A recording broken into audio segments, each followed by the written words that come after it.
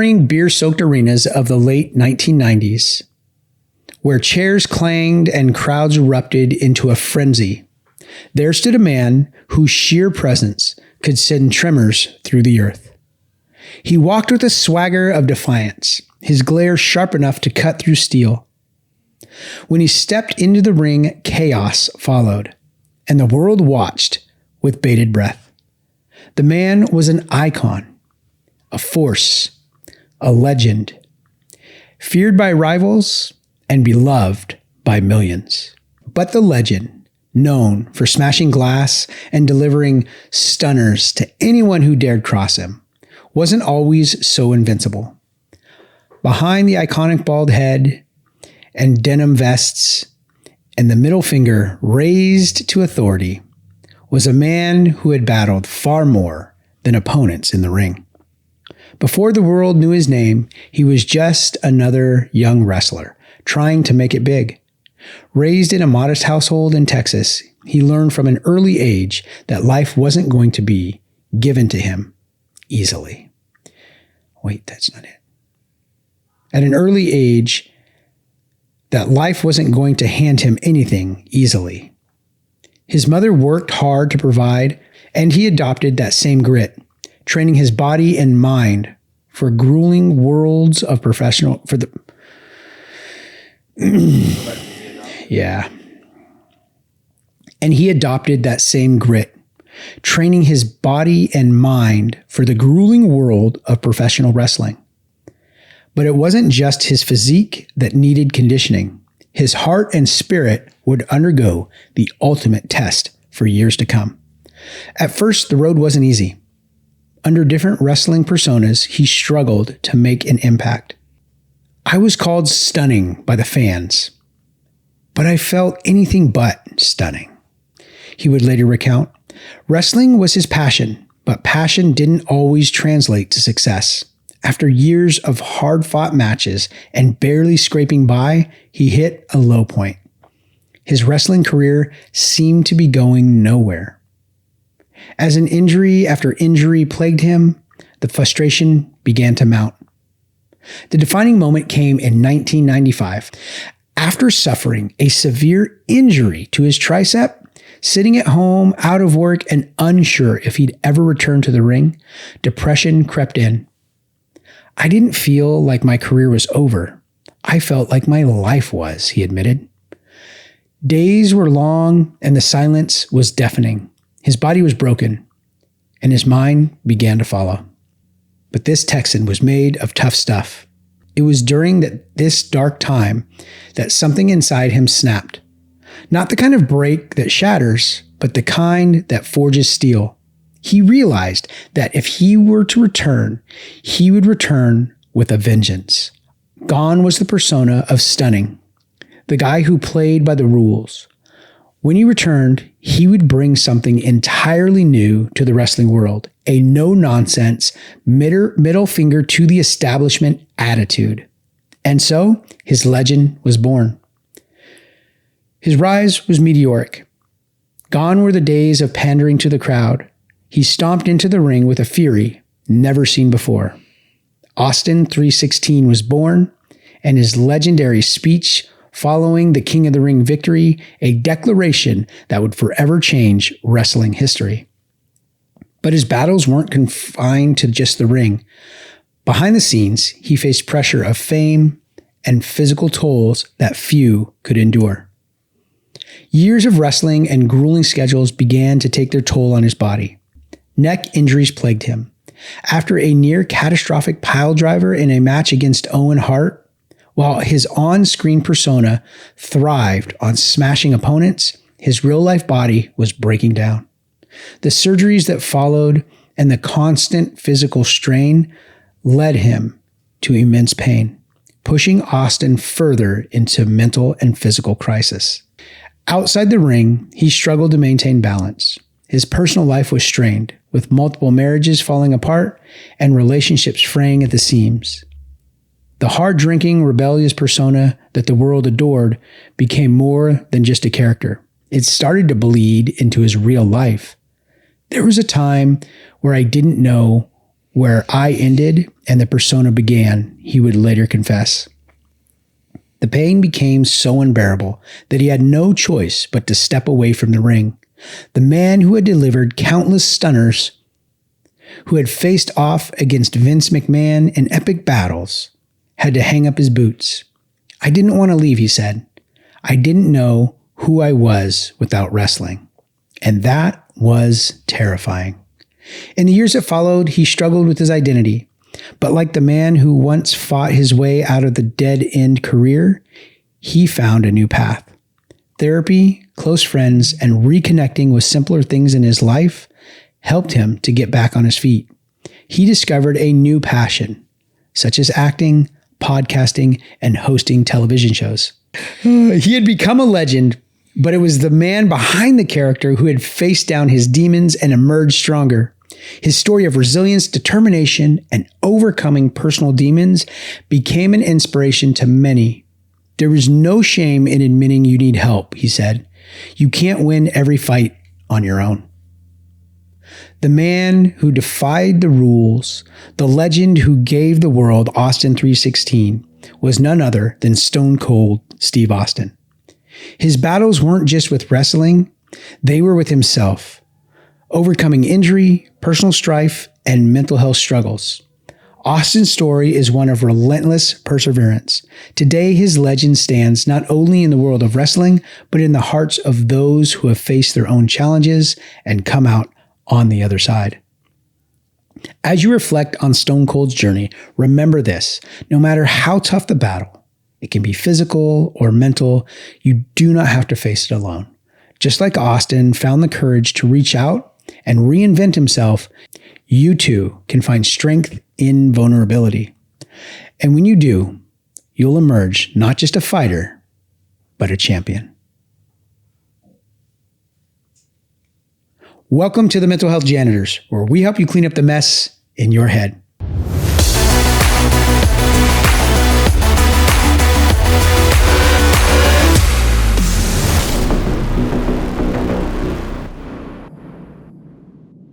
I'm your host, Sergeant Q, and with me, as always, Doc Jess. Welcome. Thanks for being here.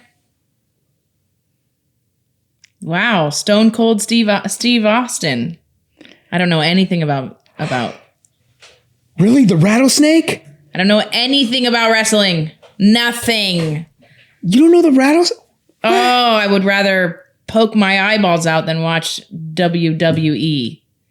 No. This was WWF back in the day. Yes. Now it's WWE, but it was the WWF. I World remember, Wrestling Federation. I remember the blonde guy with the Hulk Hogan? Hulk Hogan. Wow. That's like in the 80s? Yeah. For somebody that's not a Gen Xer, that's pretty amazing that you remember. Yeah. I'm like right on the cusp. Stone Cold Steve Austin was awesome. He'd come out with 2 beers and he'd stand on the turnbuckles and he'd smash them together like that and chug them both and then get in there and stomp people out. He did the Stone Cold Stunner. No? Oh, I the used rattlesnake? to do that. Not the rattlesnake, but the... No, that's the people's elbow. The Stone Cold Stunners, where he would grab their head, turn around, and so now they're back to back, and then he would basically jump down on his and land on his butt with the guy's head on his shoulder. Stone Cold Stunner. Well, it sounded like he had a real challenge with his identity.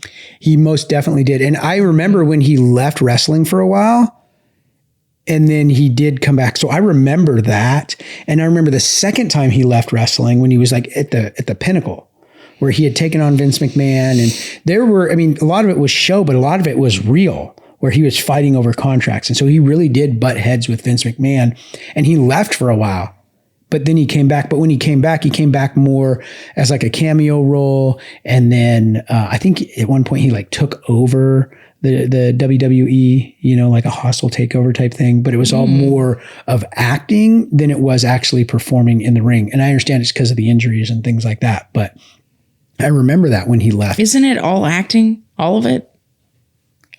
Sure. Yeah, but it's superior athleticism. Oh, wow. Oh, wow. Okay. Casey, don't look at me like that. It is. Do you think you could go in the ring and fight and do acrobatics like that for 20 minutes at a time? No. Yeah. Peanut butter falcon. Peanut Butter Falcon. I love that movie. Oh man, it's one of my favorites. No, never will. I don't know if we can hang out anymore. Right? Peanut Butter Falcon. Waiting for this day. And we're pausing this episode. Peanut We're Butter going to pause Falcon. for a moment and we're going to make her watch No. Stone Cold Steve Austin They're gonna pause and Peanut Butter and Falcon. do some breathing techniques to calm down. So Austin, Okay, tell me about his life. I'm so interested. everybody right now is yelling at the radio because your disrespect of the Apathy. rattlesnake. My apathy towards WWF is Yes, so Steve Austin, one of the interviews he did, and I remember I watched this, and I'm not kidding.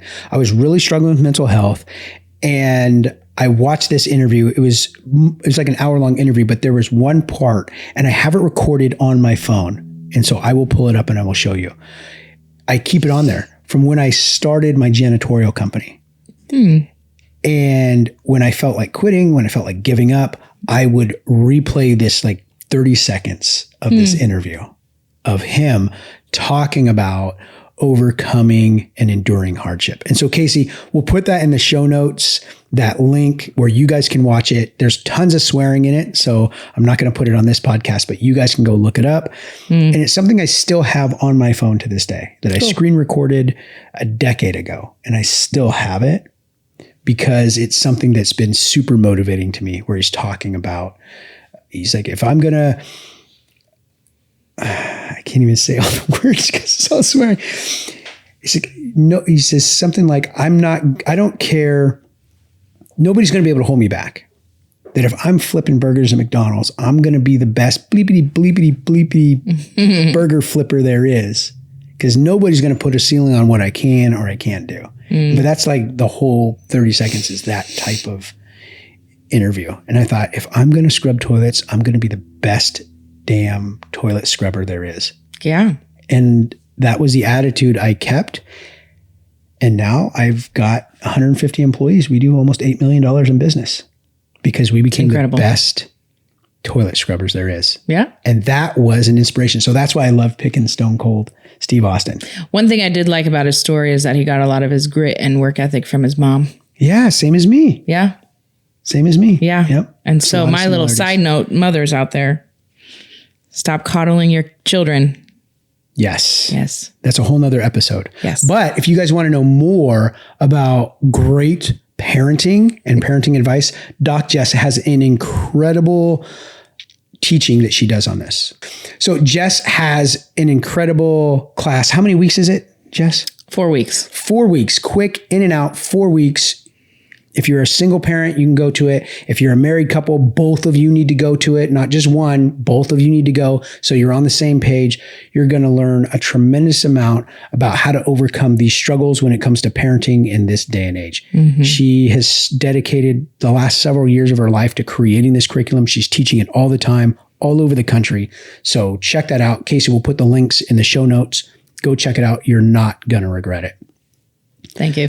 So when it comes to identity, that's what he was really struggling with. Yeah. And so we've dealt with that too, being in the military. And when we leave the uniform, who are we? What was that like for you, Jess?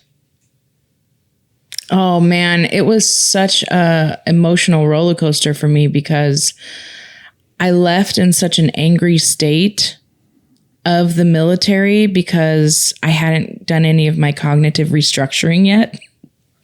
As you've watched, hopefully the last couple episodes, we've talked a lot about cognitive behavior therapy and more specifically cognitive restructuring. And I had these stuck points, we call them, that the Army was terrible and it ruined my life. And so I couldn't wait to get out. I did end up getting medically discharged for a couple of injuries, and I wanted nothing to do with any of my identity for the first like 6 to 12 months of getting out. I got rid of everything I owned. I was just in a really hurt and broken and traumatic phase of my life.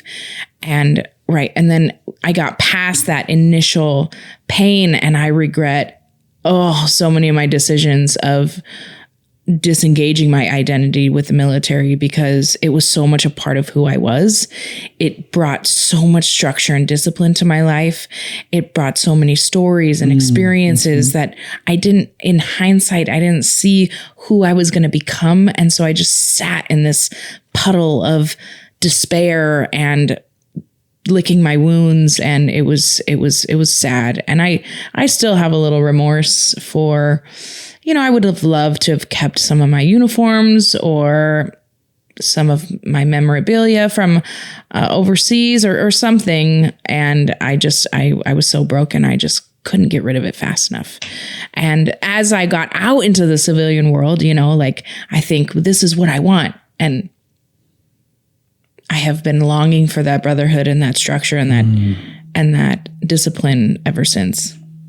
I think that both can be true. I think that the army or the military can totally ruin your life, but it can also be the catalyst for your success. Sure. It's what you choose to do with that experience. You can choose to live in the victim mentality and say the army or the military ruined my life and live in that pit of misery. And you will be absolutely 100% right. Sure. Because you choose to assign yourself to that mindset and live that victim lifestyle. Yeah. But the other can be true as well, where these are things that happened to me, but now these are things that I've overcome. I've been able to take these things that were traumatic and damaging to me, and I've used them as a catalyst for growth. And then to go on post-growth is to help other people. Yeah. And that's what you and I have both done really well. Yeah. Is that we've not only overcome the trauma that we've experienced, but then we've used it as a catalyst to help other people overcome trauma as well. It's why you're a mental health professional. It's why I run the nonprofit. It's why we do this podcast. Yeah. Because we want to help people take control of their mental health journey, just like we did. Move out of that mindset of the victim mentality and from the victim to the victor. And we have to make that conscious choice. And I don't know about you. I have to make that choice almost every day. Yeah. There's probably very few days that go by in my life where I don't have to consciously make that choice of, no, I'm not a victim today. Yeah. I am a victor. Because those little intrusive thoughts will pop up from time to time. And I have to be like, nope, taking that one captive. That's not true, because here's all the evidence supporting the other side. And I have to do that. That's almost a daily thing for me. It's interesting that you bring that up because I haven't told you what we're going to do as a tool. Okay. It's almost like somebody had a plan for this and it wasn't us. Exactly. Speaking of a plan, I have a really great scripture for us today. I swear, in the pre-show, you guys saw our live. If you watched our live, you saw our pre-show, you see how we do it. We throw a couple little nuggets out, but we never know exactly where we're going. All right, my scripture today that I found is in Philippians 1:6, and it says, "And I am certain that God, who began the good work within you, will continue his work until it is finally finished on the day when Jesus Christ returns." And boy, oh boy, is that true for my life and yours. Right? Absolutely. Yeah. Oh, let's do our card before we get into our... Yes, the cards. People still love this thing. I don't know. It's a lot of pressure for me. Oh, stop it. You ready for your card for the day? Let's do it. Oh, you're going to know this one. Which is the hottest planet? Whichever one I'm on. You're so stupid. In our solar system is probably, Yes. okay, so it's got to be Mercury.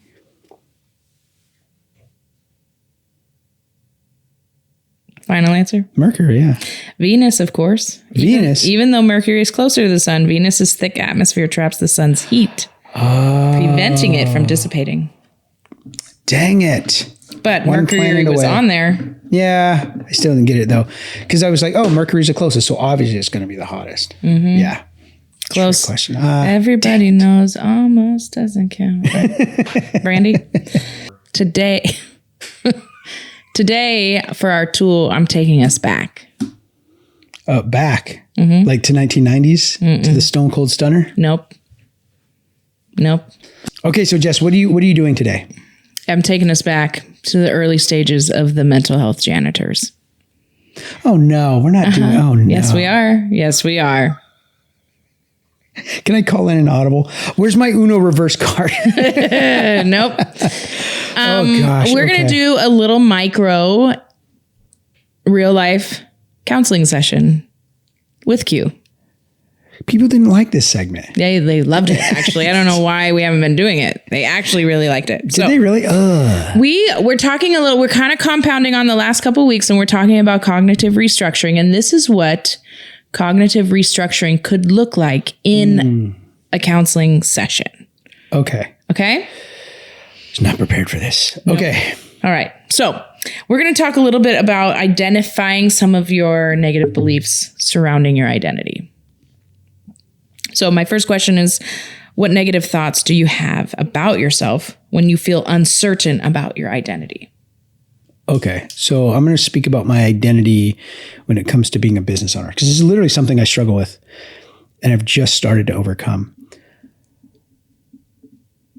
So the question was negative things? Yeah, some negative thoughts you have about yourself. Oh, yeah, that I'm actually not good at business, that somehow I got lucky or I don't deserve the success that I have, that I don't actually know what I'm doing. I just have hired good people to pick up my slack, which is actually kind of true. But that's part of being a good business owner, I think, is surrounding myself with good people who are experts in fields that I'm not.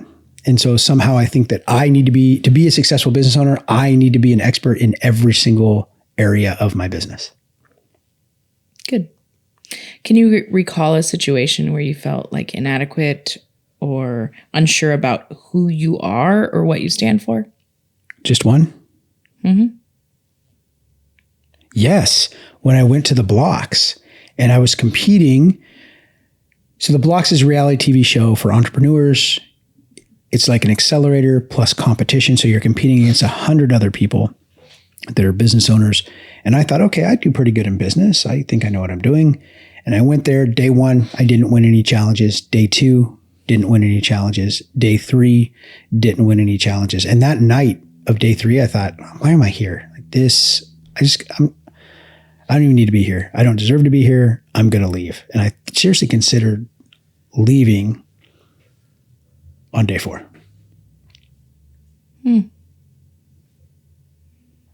What are some labels that you've put on yourself that may not be true? Labels that I put on myself. I don't know if it's a label necessarily, but that I got lucky, maybe. That it was just dumb luck that I'm successful. That I'm a fraud. Yeah, that's one for sure. That somehow I've just tricked people into believing that I'm successful. Yeah, that's probably a big one. Mm-hmm. Okay. If you could describe the person that you want to be in the future, what would that look like?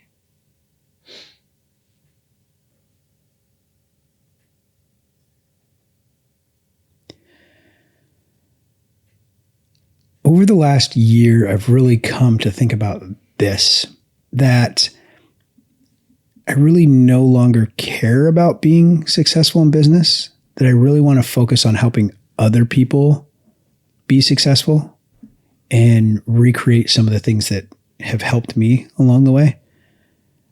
So to answer the question, it would be, I would love to be that person that when somebody is struggling in business or wants to start a business, that they could trust to be able to help them get to that next level in their organization or that next level in their business, to help them scale. So yeah, I think I'd want to be a highly sought after scaling coach who can help people solve problems and build extraordinarily successful businesses. And that's not always monetary. It's more the people. I've really focused on the people, and the people are the mission. So helping them scale their business by investing and developing the people within it. And how is that different than, say, 5 years ago mindset? 5 years ago, I was getting ready to retire. I wanted to retire. I wanted to make as much money as I could so I didn't have to work anymore. And I could have done it. I made it, actually. I could have walked away, but God called me to this work to help other people with their mental health. And that has found its way into the business world, which has been strange because I never saw that coming. I was just working with people on an individual basis. And now the business world has seen the success I've had and wants to replicate that inside their own companies. So now I'm working, helping businesses be able to invest, which really multiplies my effectiveness, because now working one-on-one with people is great. But now when I can work with an organizational leader and I can educate, empower, and encourage them, they have a better influence over their corporation than I ever could, and they can affect far more people. So I'm not adding value to people anymore. I'm trying to multiply the impact of adding value. So what I hear you saying is, compared to 5 years ago when your mindset was retiring, that your identity is now found in not necessarily just being monetarily successful, but making an impact on more people and helping them scale and build and become successful. Yeah, I focus less on making money and I focus more on making impact. That's a huge shift. Yeah. Because honestly, I've made a bunch of money. I've made millions of dollars. And it really is not fulfilling. It's like, great, now what? What am I doing with that money? And I build churches and schools and do things like that. And those are all great things, but I'm still having small impact. It's like, how do I make a larger impact? Well, it's working with other leaders who are trying to make impact like me. And I try and help them do that. That's where I can really 10x my impact. What steps can you take or have you been taking to align with that desired identity? I work with the Blocks now. They asked me to be a judge and coach for the show. I was like, I've never done that before. And it's funny because when I became a John Maxwell speaker, trainer, and coach, I did that just so I could be more well-spoken and be able to help the guys in my organization lead them better. I never wanted to coach anybody. I never wanted to do any of that kind of stuff. And it's one of the big things that John Maxwell teaches is how to be a coach. I'm like, I don't want to be a coach. I don't like people. I don't want to do that. It's messy. But that's really where God was defining me and trying to grow me, is into that coaching sphere. And so now the struggle for that is, okay, so I learned this, but am I good enough to teach it to other people? And that's the current struggle, is, are people going to believe me? Again, did I get lucky? If it worked for me, is it going to work for them? So those are some of the things that I struggle with still. How do you feel about your identity now versus when you were the beginning of the Blocks on day 4 wanting to go home? You know, I remind myself of this all the time, that I won season 7 and season 9. I have earned the right to be called a coach and judge. I've earned it. That there are people who legitimately request to be on the show if I'm going to be in that season, because they want me to coach them, because they've seen me as a contestant. They've seen my vulnerability. They've seen how I try to help people. Even before I became a coach for the show, I was still coaching people as a contestant, trying to help them be successful. That was not my idea. That's what God told me to do. When I went there to compete, God said, go and add value to others. And so by winning the show, I won because I went to help other people doing exactly what God told me to do. Because on day 4, I did make it on stage. And then I won day 4 and I won day 5 and won the whole show. But I was only doing exactly what God told me to do, which is to add value to others. So it sounds like the summary of your identity now is adding value to others. Yes. I think I say that a lot. Yeah. Awesome. Thanks for sharing. How did that feel? How was that process for you? That was actually the easiest one I've done, I think. I built it up in my head in those 12 seconds after you told me, oh no, here we go again. But yeah, that one wasn't bad. I like that one. Good. Well, you guys, as always, we want you to please, and subscribe to our channel if you find this to be helpful and likable. And Please always give us your feedback, whether it's good, whether it's bad, what you want to see more of, what you want to see less of. And if you're out there and you're like, what are next steps for me? We want to help you take control of your mental health journey. Every month, I do a free webinar. The links are inside the show. Every show, freementalhealthwebinar.com. Super easy. Sign up. Spend an hour with you guys teaching you the 3 most important things you need to do to take control of your mental health journey. Because here at the Mental Health Janitors, we want to do 3 things: educate, empower, and encourage you on your mental health journey. For the Mental Health Janitors, I'm Sergeant Q. I'm Doc Jess. And we're out.